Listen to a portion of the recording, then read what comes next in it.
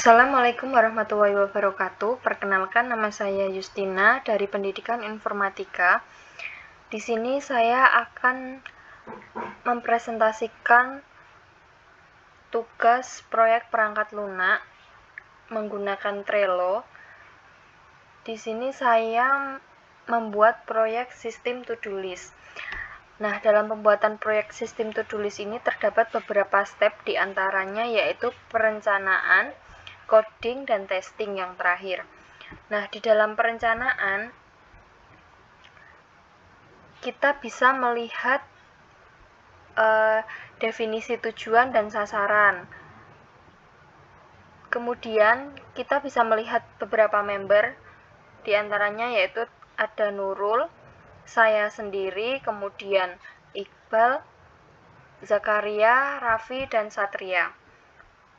Nah, di sini kita bisa melihat aktivitas apa yang sedang berlangsung, dan kita bisa mereply, mengomen untuk berdiskusi.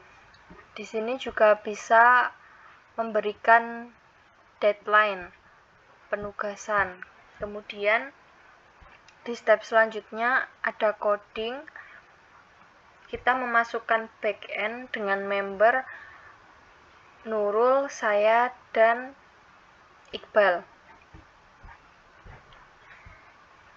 Ini kita upload, kita juga bisa mendeskripsikan di sini. Kemudian untuk front end-nya kita taruh di testing karena ada beberapa hal yang memang harus direvisi.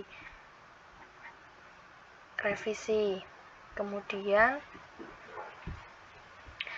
di bagian testing itu sendiri ada Iqbal, Raffi, dan Satria.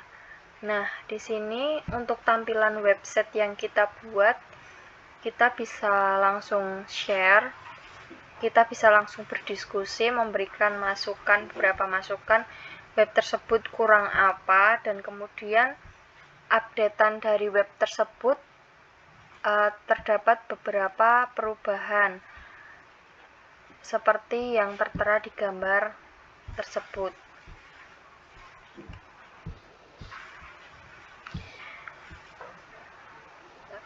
Selain itu, kita juga bisa melihat aktivitas. Nah, di sini kita bisa melihat aktivitas siapa saja yang mengerjakan, siapa saja yang aktif, dan juga terdapat komen-komen. Nah, sekian proyek perangkat lunak yang kami buat, yaitu menggunakan sistem to-do. Nah, pada kesempatan kali ini kita akan membuat proyek website to-do list dengan menggunakan proyek Library. Nah, di sini sudah terdapat beberapa planning dalam membuat website to-do list. Di antaranya yang planning pertama terdapat perencanaan, kemudian planning kedua terdapat pengembangan, pengujian, dan yang terakhir peluncuran dan dokumentasi. Nah, di dalam project library ini kita bisa membuat durasi waktu untuk mengatur jadwal mengenai gambaran pembuatan proyek. Misalnya, dalam perancangan terdapat beberapa tahapan seperti membuat wireframe atau backup yang didurasi sekitar 2 hari, yaitu pada tanggal 4 Januari 2025 yang kemudian diakhiri pada tanggal 7 di bulan Januari. Kemudian di tahap pengembangan terdapat implementasi backend. Nah, di implementasi backend ini diberikan durasi 4 hari di tanggal 8 dan kemudian diakhiri di tanggal 13. Kemudian untuk hubungan antara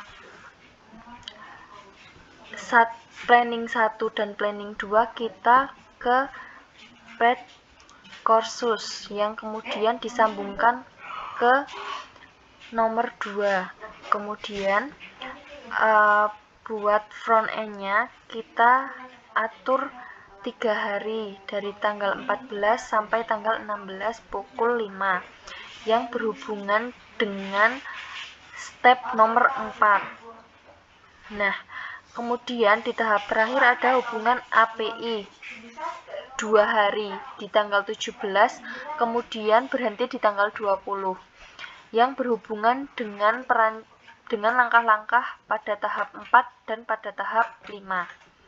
Tahap 5 yang di atas, kemudian tahap 4.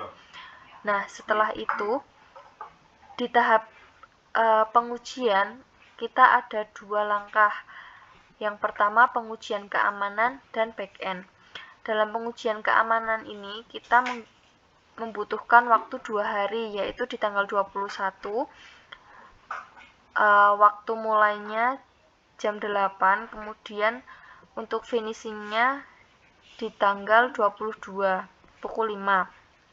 Nah, dalam tahap pengujian keamanan ini kita menghubungkan dengan implementasi back-end, pembuatan front-end, dan hubungan API. Kemudian di tahap terakhir peluncuran kita hanya ada satu step, yaitu pembuatan dokumentasi. Hanya membutuhkan waktu 2 hari saja yang dimulai dari tanggal 23 setelah pembuatan front back, yang dimulai pada pukul 8 dan diakhiri pada tanggal 24 pukul 5, yang saling berhubungan dengan langkah-langkah berikutnya. Nah, di sini kita bisa melihat schedule atau bagian-bagian tanggal untuk memperkirakan kita dalam membuat website to-do list tersebut. Dalam tugas kali ini, saya akan menyampaikan beberapa kelebihan dan kekurangan antara Microsoft Project dan Trello. Untuk kelebihan Trello sendiri yaitu desainnya berbasis Kanban yang sangat mudah digunakan dan ramah untuk berdiskusi. Kemudian fitur-fiturnya juga terjangkau dan mudah dipahami untuk manajemen proyek sederhana. Selain itu juga bisa kolaborasi secara real time.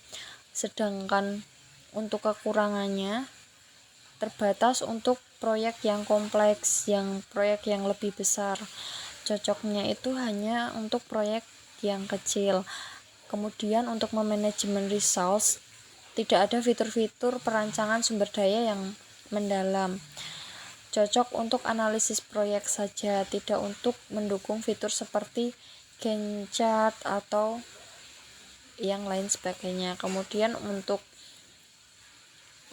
Microsoft Project-nya, kelebihannya itu fitur manajemen proyek yang sangat komparatif. Di situ terdapat Gantt chart-nya. Kemudian cocok untuk proyek besar. Kemudian untuk Microsoft Project itu sendiri seperti penggunaan Excel, SharePoint, dan Teams. Untuk memanajemen resource yang seperti di Trello, di situ bisa mengatur lokasi sumber daya dengan detail. Untuk kekurangannya,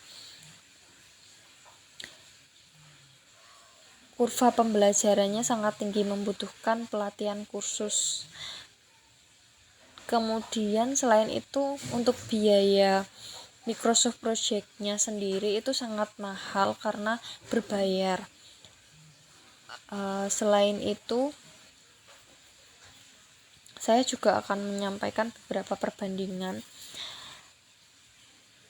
antara Microsoft Project dengan Trello. Kalau Trello ini lebih idealis untuk tim yang kecil, untuk sebuah project yang kecil seperti startup atau individu yang mencari alat alternatif yang sederhana dan fleksibel, mudah digunakan dalam mengorganisasi sebuah pekerjaan untuk tugas sehari-hari. Sedangkan Microsoft Project itu lebih cocok untuk perusahaan-perusahaan besar atau proyek yang kompleks dengan kebutuhan perancangan pengawasan yang lebih detail. Kemudian untuk biayanya sendiri, kalau Microsoft Project itu lebih mahal, sedangkan Trello itu semua fitur gratis. Untuk kolaborasi tim juga lebih fleksibel menggunakan Trello karena lebih ramah dan sangat baik. Sedangkan Microsoft Project itu kurang fleksibel karena dia berbayar. Kemudian visualisasi proyeknya di Microsoft Project itu terdapat Gantt chart-nya, sedangkan di Trello itu tidak ada Gantt chart-nya, hanya ada papannya aja. Kemudian untuk fitur manajemen results-nya itu lebih lengkap di Microsoft Project dibanding menggunakan Trello. Kalau Trello itu kemudahan penggunaan hanya sederhana ya, untuk memudahkan kita dalam mengolah project dengan skala kecil. Sedangkan untuk Microsoft Project-nya itu lebih ke skala besar dan juga perlu pelatihan yang mendalam. Mungkin sekian yang bisa dapat saya sampaikan. Semoga bermanfaat.